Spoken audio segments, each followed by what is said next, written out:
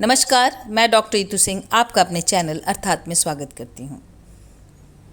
हम पढ़ रहे हैं डॉक्टर तुलसी राम की आत्मकथा मुर्दहिया, उसके तीसरे अध्याय अकाल में अंधविश्वास का दूसरा भाग। आगे के सभी भागों के लिंक डिस्क्रिप्शन बॉक्स में दे दिए गए हैं। यहाँ लेखक अपने गांव में स्कूल के बारे में चर्चा करता है। तत्पश्चात अकाल की हृदय विदारक स्थिति की चर्चा करता है। तो पढ़ते हैं आगे का हिस्सा। गांव में स्थित पोखरियों जैसे अनेक जल स्रोतों के सूखने से कुछ दिन पूर्व मछलियों को मार लिया जाता था। मछली मारने के संदर्भ में दलितों के बीच एक अनोखी परंपरा थी, जिसका पूर्ण रूप से हमेशा पालन किया जाता था। जब भी मछली मारना होता, दलित बस्ती का एक नौजवान जोर जोर से चिल्लाकर एक पोखरी या बावली का नाम लेकर कहता, चिल्हिया चिल्होर मछली कझोर। यह नारा सुनते ही गांव के सारे दलित जाल, ताप, पहरा आदि उपकरण लेकर मछली मारने दौड़ पड़ते। इस सामूहिक रूप से एक साथ सभी लोग मछली मार लाते। मछली मारते समय एक अनोखा दृश्य होता था। समय समय पर लोग चिल्हिया चिल्होर मछली का झोर वाला नारा लगाते रहते थे। उस समय चील और कौवे बड़ी संख्या में वहां मंडराते। जब सारी मछली मार ली जाती, तब अंत में सभी लोग एक साथ चिल्हिया चिल्होर वाला नारा लगाकर मछली के साथ अपने अपने घर वापस चले जाते। लोगों के वहां से चले जाने के बाद शाम तक उस पोखरी के किनारे चील कौवे बैठे रहते थे, संभवतः इस आशा में कि कोई न कोई बची हुई मछली उन्हें अवश्य मिलेगी। चिल्हिया चिल्होर वाले नारे का उपयोग दलित बच्चे अपने एक खेल के लिए करते थे। बच्चों को दो ग्रुप विपरीत दिशा में दौड़ कर जाता और किसी मेड़ या झाड़ी के पीछे छिपकर चिकनी जमीन पर खपड़े से अंधाधुंध बाएं से दाएं की तरफ समानांतर छोटा छोटा चीन्हा खींचता। करीब 5 मिनट बाद पुनः वहीं जाता। नारा लगाते हुए दोनों ग्रुप एक दूसरे द्वारा खींचे गए चिन्हों को ढूंढकर मिटाते। यदि थोड़ी देर बाद वही नारा लगाकर एक दूसरे द्वारा बनाए गए मिटे चिन्हों को गिना जाता। मान लीजिए एक ग्रुप का 50 चिन्ह बचा, तब दूसरे का 100, तो 50 को 100 में से घटाकर शेष पर प्रति 10 पर 1 के हिसाब से 5 थप्पड़ का दंड दिया जाता।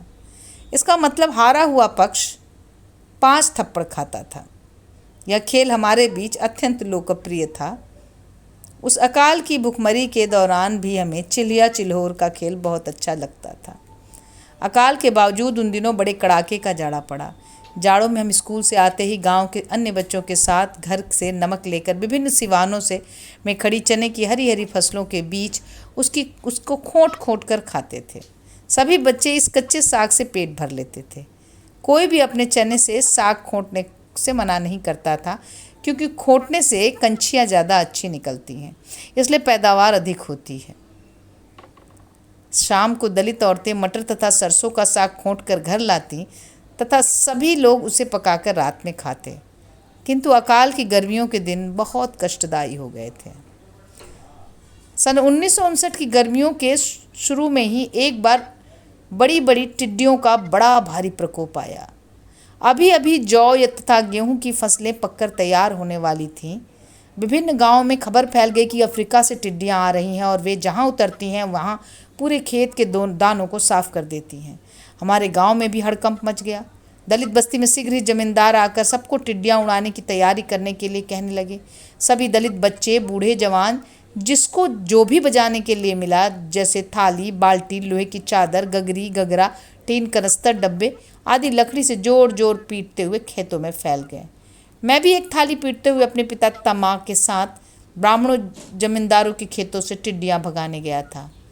उक्त वाद्य यंत्रों को पीटते हुए हम सभी लोग जोर जोर से हा हा करते हुए चिल्लाते रहे। इन तमाम बेसुरे वाद्यों के स्वर तथा हाहाकार के शोर से पूरा क्षेत्र गूंज उठा था।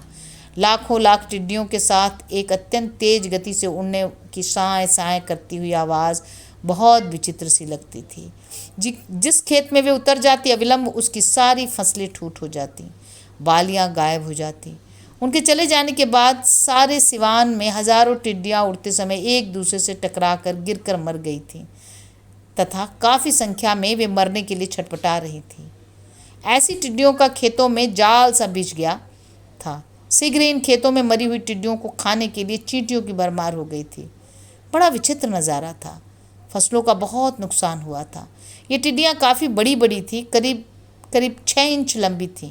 उनके मरने के बाद सारे खेत में एक विचित्र सड़ांध आती रहती, जो कई दिनों तक जारी रही। दूसरी तरफ बिना बालियों वाली खड़ी ठूंठ फसलें उनके लोगों को रुलाती रहीं। टिड्डियाँ तो अंततः गत्वा न जाने कहाँ चली गईं, किंतु अपने पीछे काफ़ी तबाही छोड़ गईं। उन गर्मी के दिनों में हमारी दलित बस्ती में चोटे का रस, मटर की भिगोई दाल तथा महुए का लाटा एक बार फिर हावी हो गया। साथ ही डेढ़िया वाली बेगही भी वापस आ गई। इतना ही नहीं, पेचिश तथा खुजली भी और साथ में इलाज के लिए दादी द्वारा बताए गए नुस्खों की भी वापसी हो गई। दलित औरतें और बच्चे प्रायः मुर्दहिया के जंगलों तथा गांव के ताल से खाने योग्य वनस्पतियों को ढूंढने निकल जाते। जंगल में तो कुछ भी नहीं मिलता, किंतु झाड़ियों में चूहों को मारकर घर लाया जाता। कई बिलों में पानी डालकर उसमें छिपे चूहों को बाहर निकालने पर मजबूर कर दिया जाता। इसके बाद उन्हें मार डाला जाता। कभी कभी इन बिलों से जहरीले सांप भी निकल कर भागते। जंगल में खरगोश तथा शाही भी ढूंढ कर मारे जाते, किंतु उनकी संख्या बहुत कम होती थी। इधर ताल से सेरुकी नामक पौधे की जड़ें उखाड़ ली जाती, जो एक बड़ी प्याज के बराबर चुकंदर जैसी लगती थी। उन्हें पानी में उबालकर खाया जाता था। ताल के किनारे कर्मी के पौधे तथा दुधिया नामक बड़ी बड़ी लताएं होती थीं, जिनके पत्ते पान जैसे होते थे। कर्मी तथा दुधिया की लताओं का साग बड़ा स्वादिष्ट होता था। इन प्राकृतिक स्रोतों से दलितों को बहुत राहत मिलती थी।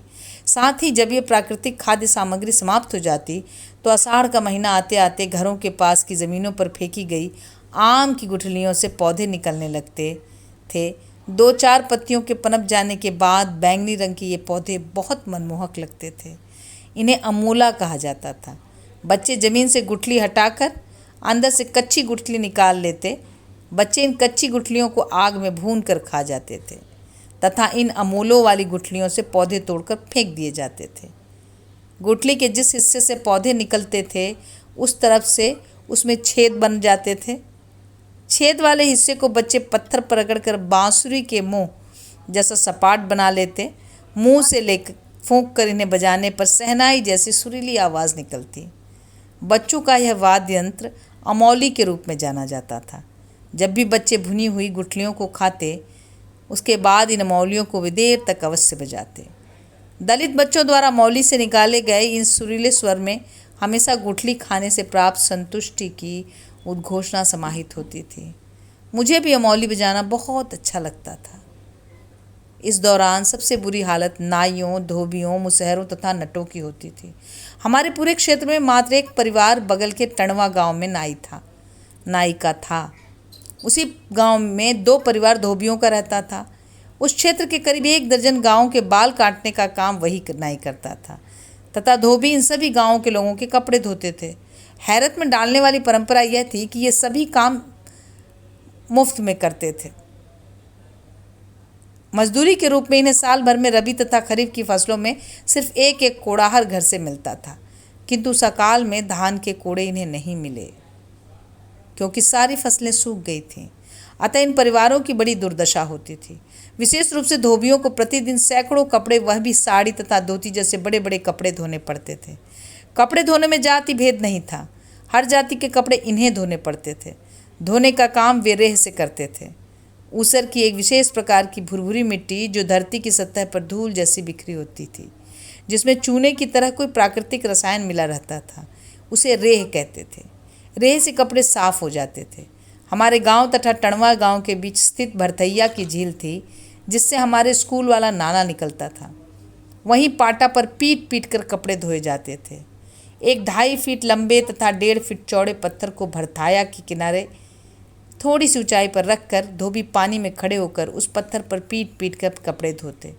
इसी पत्थर को धोबियों का पाटा कहा जाता था। वे हमेशा पाटे पर कपड़े को पीटते हुए विशेष नारे को विचित्र स्वर शैली में दिन भर गाते रहते थे। काम करते हुए धोबी पुरुष तथा महिला दोनों एक ही नारे का संगायन करते रहते।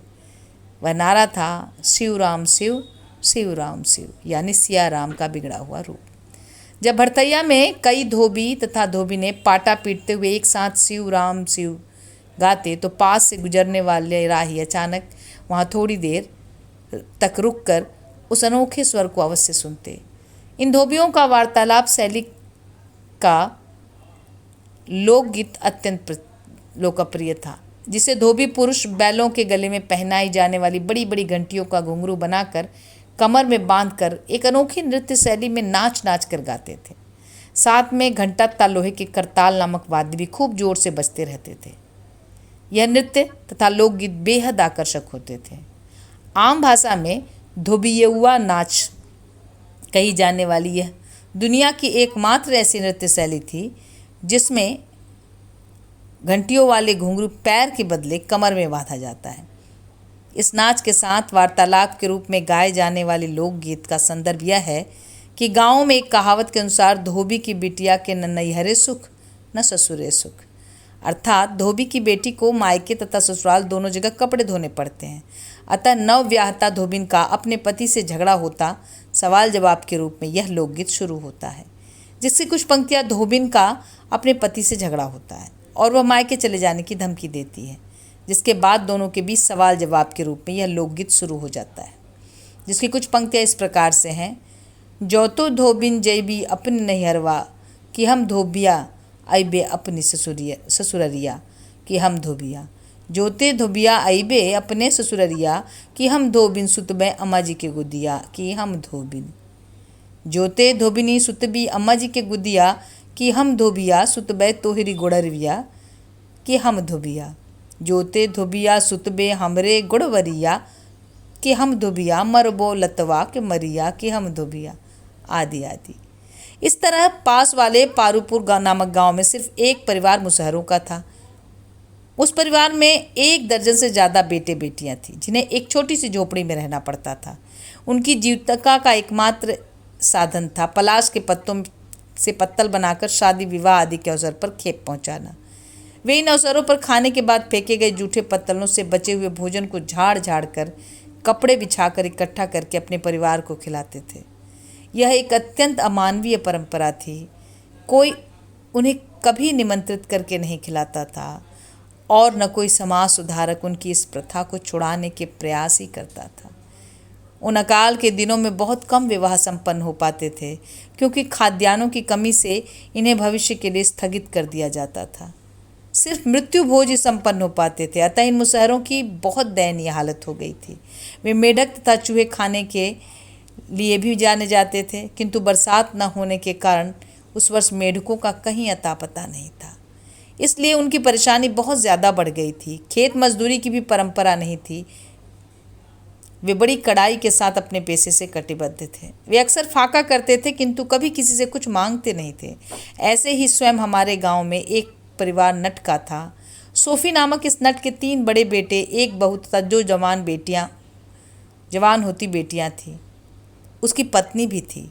सोफी शादी विवाह में ढोल बजाते हुए आल्हा गाकर भीख मांगते थे। कभी कभी वे बकरा काटकर गांव में मांस भी बेचते थे। उस अकाल में विवाहों के बंद हो जाने से उनका आल्हा भी बंद हो चुका था। उनकी जीविका का कोई अन्य साधन नहीं था। यह नट परिवार हमारी दलित बस्ती के पूरब में मुर्दैया के प्रवेश क्षेत्र में झोपड़ी बनाकर रहता था।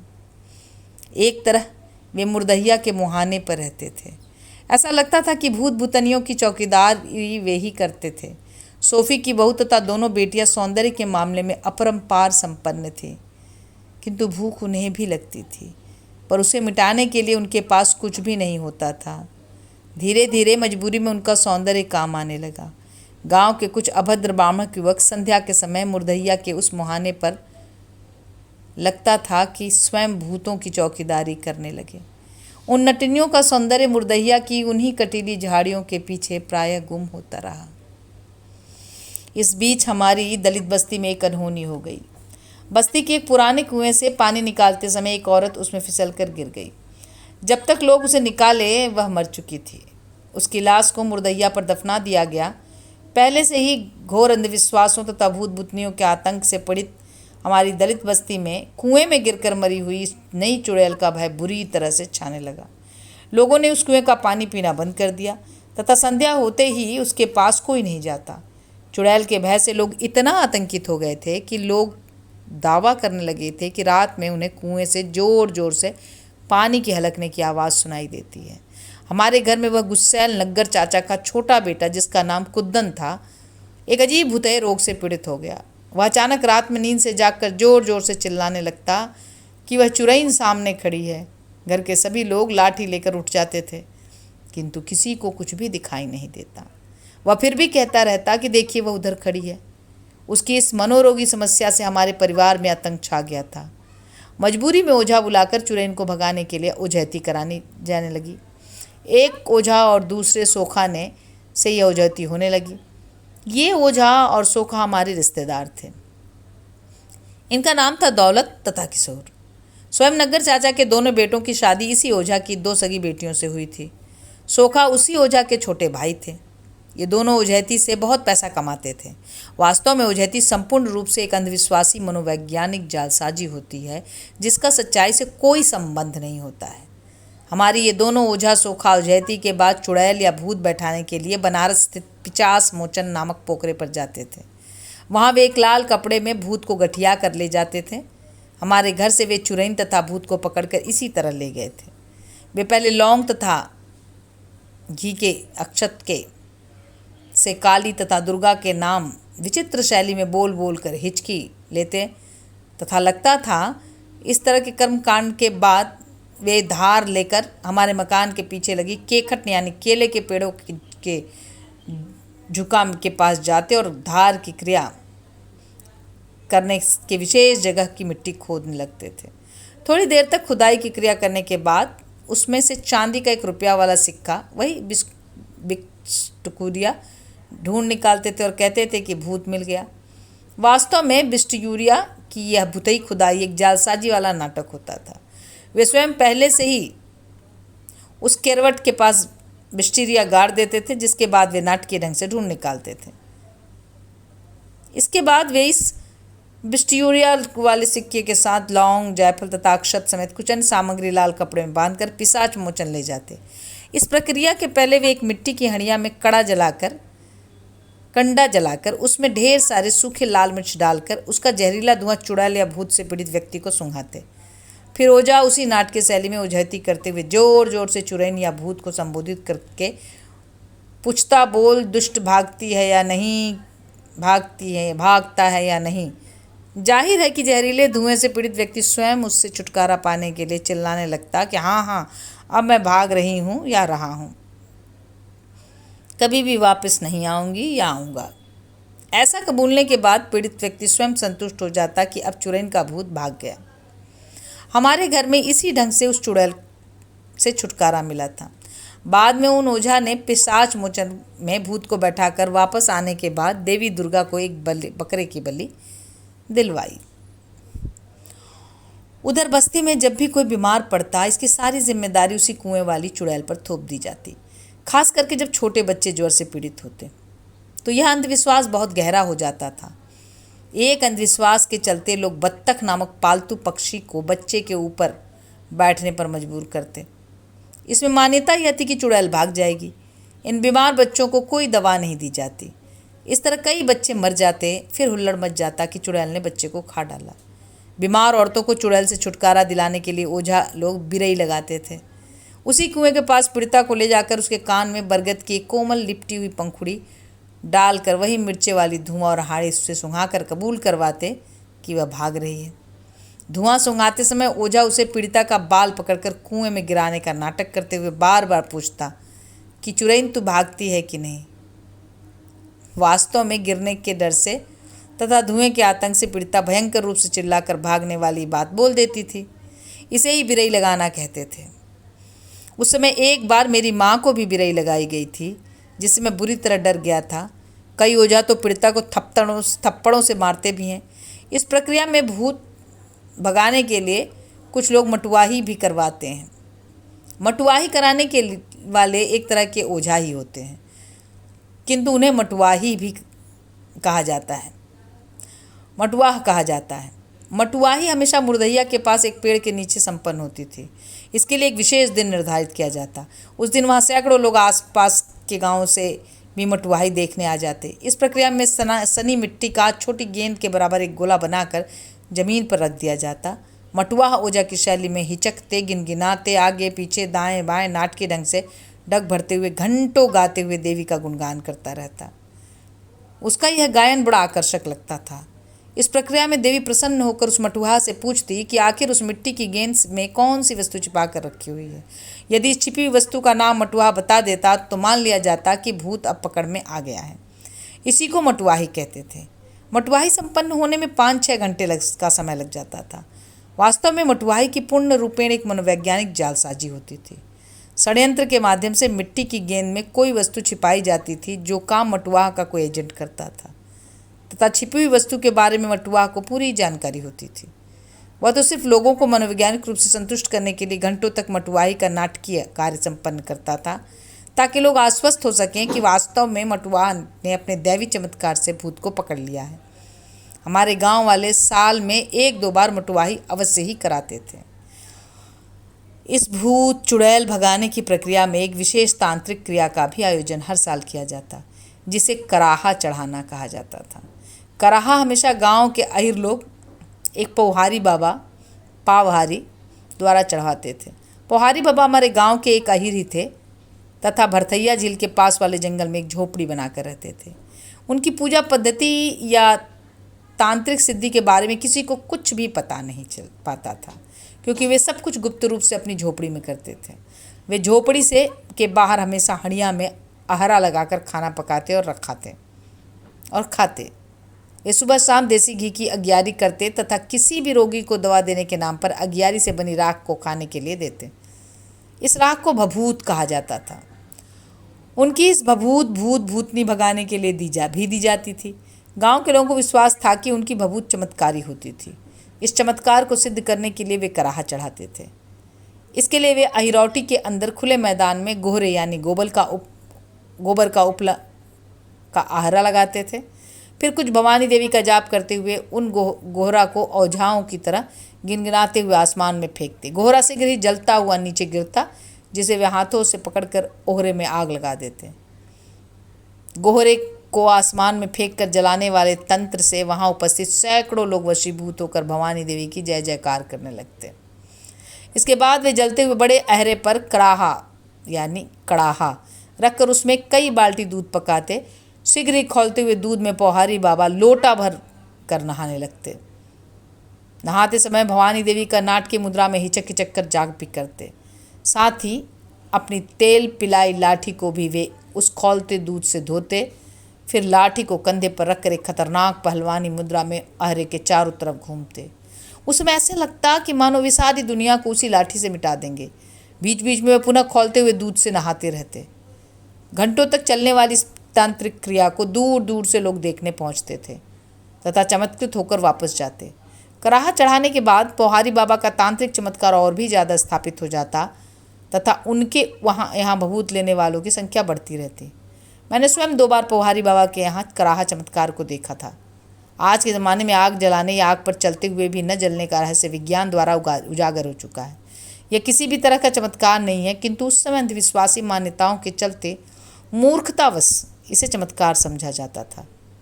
वास्तव में ये सारी क्रियाएं ठगबाजी की ही परंपराएं थीं। एक तो अकाल की महामारी, दूसरे अंधविश्वासों का बोलबाला दलितों के लिए गरीबी में आटा गीला करने वाला साबित होता था। उन्हीं दिनों अकाल की खबर सुनते हमारे मुनिस्सर चाचा कलकत्ता से 8 सप्ताह की छुट्टी लेकर गांव आए तथा साथ में एक टीन की बाल्टी और छाता भी लाए थे। बाल्टी में एक भारी भरकम लाल कपड़े में चकोर बधी एक गठरी थी, जिसे बाहर निकालकर हाथ पैर धोकर खोला तो उसमें से एक मोटी लाल जिल्द वाली 1 फीट लंबी तथा 3.25 फीट चौड़ी किताब निकली। साथ में लकड़ी का बना किताब रखकर पढ़ने का उपकरण भी निकला, जिसे वे रिहल कहते थे। मैंने किताब का चौड़ाना पढ़ा तो उस पर मोटे अक्षरों में लिखा था, पंडित ज्वाला प्रसाद शर्मा द्वारा टीकाकृत रामचरितमानस। उस पर बम्बई का पता भी लिखा था। मुनेसर चाचा ने तुरंत मुझसे कहा कि बिना हाथ पैर धोए इसे कभी नहीं छूना तथा इसे कभी ज़मीन पर नहीं रखना, हमेशा रिहल पर रखकर लोगों को गा गा कर सुनाना। मुनेसर चाचा अनपढ़ थे और पढ़ नहीं सकते थे। वे कलकत्ता में रहने वाले हिंदी भाषी लोगों को हिंदुस्तानी कहते थे। उन्होंने बताया कि अनेक हिंदुस्तानी अपने बाड़ी में इस किताब को कपड़े में बांधकर खूंटी पर टांग कर रखते हैं तथा छुट्टी के दिन किसी पढ़वेता से पढ़वा कर सुनते हैं। मुनेसर चाचा ने यह भी बताया कि हमारी जूट मिल में काम करने वाले एक हिंदुस्तानी पंडित ने कहा है कि जिस घर में यह किताब रहती है उस घर में चुड़ैल और भूत कभी नहीं आते, इसलिए हिंदुस्तानी लोग इसे अपने घर में ज़रूर रखते हैं, चाहे भले ही वे अनपढ़ हो या क्यों ना हो। मुनेसर चाचा की यह बात सुनकर न सिर्फ हमारे घर वाले बल्कि दलित बस्ती के अनेक लोग बहुत राहत महसूस करने लगे और उनका यह विश्वास गहराने लगा कि अब यह किताब भूतों को भगाने में मददगार सिद्ध होगी। गर्मी का दिन था। पहले ही दिन मुनेसर चाचा ने मुझसे कहा कि आज ही शाम को कुएं की जगत पर बैठकी होगी, वहीं पढ़कर सुनाना। उन्होंने बस्ती के लोगों को यह भी कह दिया कि वे शाम को कुएं पर आवे और रामायण सुने। मैंने शाम के समय हाथ पैर धोकर कुएं पर बैठकर रिहल पर रामायण को रखा। साथ ही मेरा दिल जोर जोर से धड़कने लगा। डर इस बात का था कि इसे ठीक से पढ़ पाऊंगा कि नहीं। मुनेसर चाचा निर्देश दिए कि सुंदरकांड खोलो। वे इसे कलकत्ता में कभी किसी से सुन चुके थे तथा उनका यह बहुत ही पसंदीदा कांड था। मैंने लालटेन की रोशनी में विषय सूची देखकर सुंदरकांड खोला। कुएं की जगती पर 25-30 आदमी बैठे थे। सभी ने हाथ जोड़ लिए। शुरू में मंगलाचरण के रूप में कुछ संस्कृत के श्लोक थे जिन्हें देखकर मैं एकदम घबरा गया और मेरी जबान तालू से तुतलाने लगी। यह मेरे लिए बहुत बड़ा संकट था। मैं चौथी कक्षा में ही पढ़ रहा था। मुझे यह भी पता नहीं था कि संस्कृत क्या होती है। सिर्फ स्कूल के पास वाले संस्कृत पाठशाला के पंडितों को चढ़ाने वाले सूत्रों के अलावा कुछ भी पता नहीं था।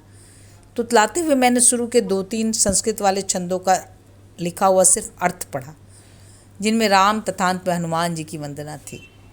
यह सुनते ही मुनेसर चाचा ने जोर से नारा लगाया, सियावर रामचंद्र की जय, हनुमान की जय। इस नारे को सारे लोगों ने दोहराया। शुरू में ही ऐसा सुनकर मेरा तुतलाना कम हो गया और विश्वास लगने लगा कि रामायण पढ़ सकता हूँ। बीच बीच में मुनेसर चाचा कहते कि गा गा के सुनाओ। यद्यपि स्कूल के मंदिर पर लगने वाले रामनवमी के मेले के अवसर पर साधुओं द्वारा रामायण गायकी में सुन चुका था, जिसकी एक खास शैली थी, किंतु गाते हुए मुझे बड़ी हिचक होती थी। इसलिए शुरू के दिनों में सिर्फ गद्य रूप में पढ़ता था, किंतु कुछ दिन बाद गाने भी लगा। सुंदरकांड के शुरू में रावण द्वारा अपहृत सीता को ढूंढते हनुमान जी के लंका जाने का वर्णन तथा सर्पों की माता सुरसा नामक चुड़ैल के से मुलाकात एवं छाया पकड़ने वाली एक अन्य राक्षसी की हत्या वाले प्रकरण थे, जिन्हें सुनकर कुएं पर बैठे श्रोताओं की उत्सुकता बहुत तेज हो गई। चौपाइयों के साथ में अर्थ भी पढ़ता जाता था, इसलिए सभी लोग बड़े ध्यान से सुनते थे। चुड़ैल के प्रकरण से उनकी रुचि हद से ज़्यादा बढ़ने लगी, जिसका मूल कारण था दलित बस्ती में पहले से ही व्याप्त चुड़ैल का आतंक। कुछ और राक्षसों की हत्या तथा लंका दहन का वर्णन सुनकर उपस्थित लोग बहुत रोमांचित हो उठे और सभी लोग हनुमान जी की जय जयकार करने लगे। पहले तक जब भी कुएं पर बैठकी होती, लोग हमेशा लगातार गांजा पीते रहते तथा मुझे स्वयं रस्सी की गांठ जला जलाकर चीलम भरनी पड़ती थी। किंतु रामायण बाँचने वाला वह पहला दिन एक ऐसा दिन था जब किसी ने भी गांजा नहीं पिया।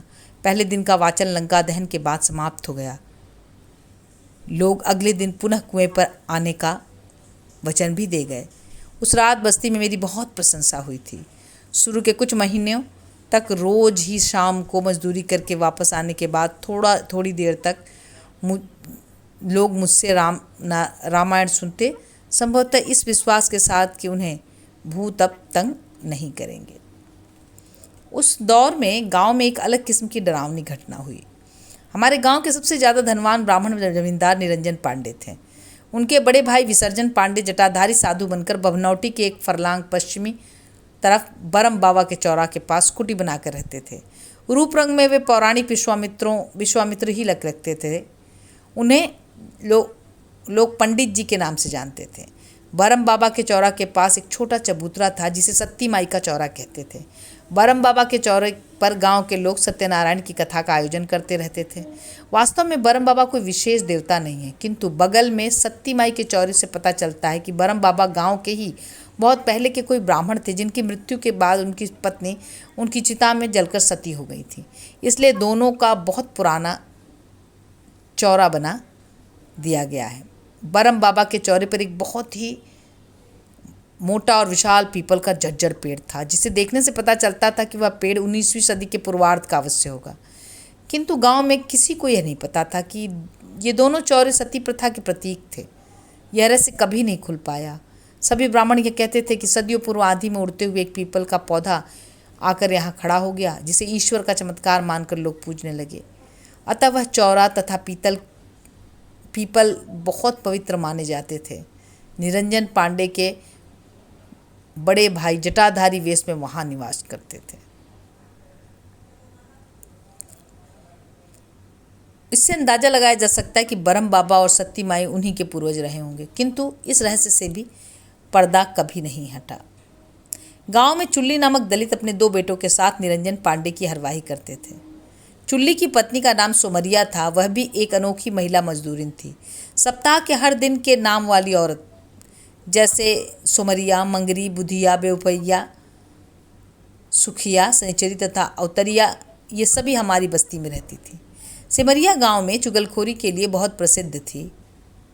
उसकी एक अनोखी आदत थी कि उसके घर में कोई भी छोटी मोटी चीज़ खो जाती तो वह अपनी झोपड़ी के पास वाले कुएं पर रात में सबके सो जाने के बाद सन्नाटे में खड़ी होकर जोर जोर से भद्दी भद्दी गालियाँ देते हुए खोए हुए सामान का नाम लेकर बिना किसी को इंगित किए उसे लौटा देने का हाका लगाती थी। अगर एक गांठ लहसुन या प्याज भी उसके घर से गायब हो जाती तो उसके लिए भी उसी शैली में वह रात के सन्नाटे में वापस करने की मांग दोहराती रहती। उसकी यह शैली इतनी आतंकित कर देती थी कि कई बार गांव के लोग उस छोटी मोटी सामग्री को अपने घर से ले जाकर उसकी झोपड़ी में रख देते थे, ताकि वह रोज रोज कुएं पर सोता पड़ने पर शोर न मचावे। गांव में लगभग सभी का विश्वास था कि सोमरिया को जब भी किसी चीज़ की आवश्यकता होती है, वह एक जालसाजी के तहत उसे चोरी चले जाने का नाटक करते हुए उसी कुएं पर हाका लगाती है, ताकि लोग उसकी मांग को मुफ्त में पूरा कर दें। उसकी यह रणनीति बड़ी कामयाब रहती थी। एक दिन उसने रात में हाका लगाते हुए एक विचित्र सूचना दी, जिसमें उसने बताया कि निरंजन पांडे के घर डाका पड़ने वाला है, इसलिए सभी लोग जागते रहे। यह सुनकर सारा गांव दहल गया। शीघ्र ही पांडे ने सूचना दी कि डाकुओं की एक चिट्ठी आई है, जिसमें डाका डालने का एक दिन निर्धारित किया गया है। उस समय गांव में एक अफवाह फैली थी कि अकाल में डाकू चिट्ठी से सूचना देकर डाका डालते हैं। इस अफवाह का नाजायज़ फ़ायदा उठाकर कुछ शरारती पढ़े लिखे लोग डर पैदा करके अपना मनोरंजन करने लगे थे। इसी कड़ी में किसी ने निरंजन पांडे को बेरंग चिट्ठी भेज दी थी, किंतु उनकी धनाढ़ता को देख करते हुए सबको विश्वास हो चुका था कि डाका अवश्य पड़ेगा। पांडे के बारे में गांव के लोगों के बीच चर्चा होती थी कि उनके घर में तराजू से तोल तोलकर बिस्टोरिया के सिक्के जमीन में गाड़े हुए हैं। अतः डाका पड़ने वाले कथित दिन की रात में दलित बस्ती के सारे पुरुष लाठी डंडा लेकर निरंजन पांडे के घर के चारों तरफ 2 दिन तक पहरा देते रहे। संयोगवश डाका नहीं पड़ा, किंतु गांव में कई दिन तक दहशत कायम रही।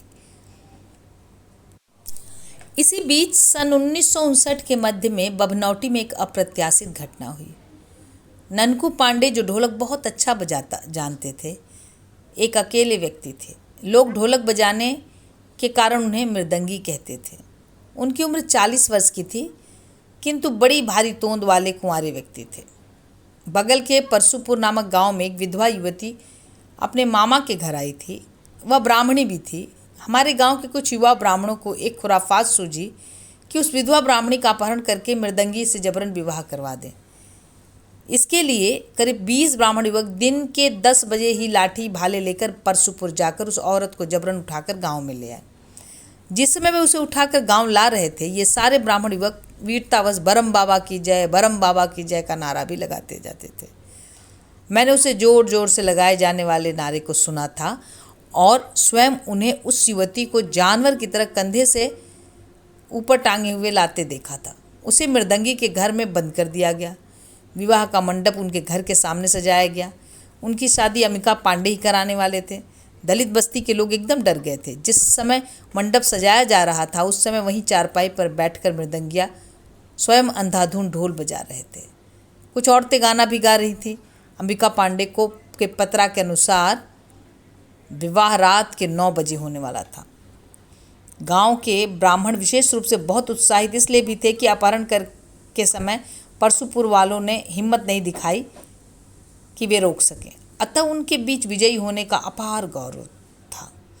इसी बीच मुहूर्त के कुछ समय पूर्व रात में ही चिर्राए या कोट थाने से थानेदार समेत कई बंदूकधारी पुलिस एक एक्का पर बैठकर गांव में आ गए धमके, क्योंकि युवती के अपहरण की पूरी सूचना उन्हें समय पर मिल चुकी थी। मृदंगी समेत 18 ब्राह्मणों को पुलिस गिरफ्तार करके ले गई। उन सभी को दूसरे दिन आजमगढ़ में जेल भेज दिया गया। हमारे पूरे गांव में गिरफ्तारी के डर से यहाँ तक कि दलित बस्ती में भी कई लोग भागकर अपने रिश्तेदारों के यहाँ छिप गए। अत्यंत दहशत का वातावरण छाया हुआ था। कई दिनों के बाद गांव में वातावरण शांत हुआ, वह भी जब सारे ब्राह्मण जमानत पर छूट कर वापस आए। संयोगवश कोई अन्य गिरफ्तारी नहीं हुई। उस गिरफ्तारी की रात सारे ब्राह्मणों को पुलिस डोर में बांधकर पैदल ही करीब 7 किलोमीटर दूर थाने में ले गई थी, जबकि थानेदार उस युवती को अपने एक्का पर अकेले बैठाकर रात में थाने गए। हमारी दलित बस्ती में घर घर चर्चा होने लगी कि आधी रात को थानेदार साहब उस युवती को रास्ते में पड़ने वाले मुर्दहिया के जंगल में रोक कर न जाने क्या क्या करते रहे। तरह तरह की अटकलबाजियाँ होती रहीं। 18 ब्राह्मणों पर अपहरण का मुकदमा चला। कुछ ब्राह्मण वकीलों ने हमारे गांव के ब्राह्मणों की वकालत की। कुछ महीने बाद फैसले की तारीख निर्धारित की गई। सारे ब्राह्मण डरे हुए थे कि उन्हें सज़ा अवश्य मिलेगी। अतः वे 18वें ब्राह्मण रात के पिछले पहर उठकर आजमगढ़ फैसला सुनने के लिए गांव से करीब 7 किलोमीटर दूर जहानागंज एक्का पकड़ने के लिए पैदल जाने लगे। उनका रास्ता गांव के उस जोगी बाबा की जंगल स्थित झोपड़ी से जाता था, जो किसी भी शब्द को पहले सुनकर उससे कविता बनाकर गाने लगते थे।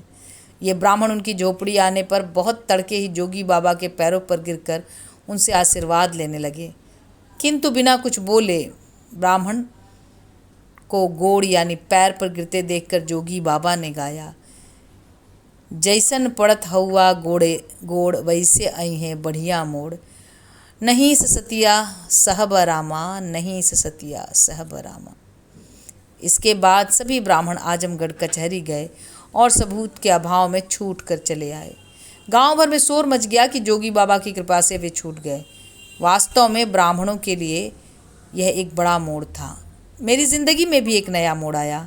मैंने भी उस अकाल में महुए का लाटा खाते तथा अमौली की सुरीली धुन बजाते 5वीं कक्षा पास कर लिया। यहाँ पर समाप्त होता है 3रा अध्याय। आगे के अंक में पढ़ेंगे 4था अध्याय। धन्यवाद।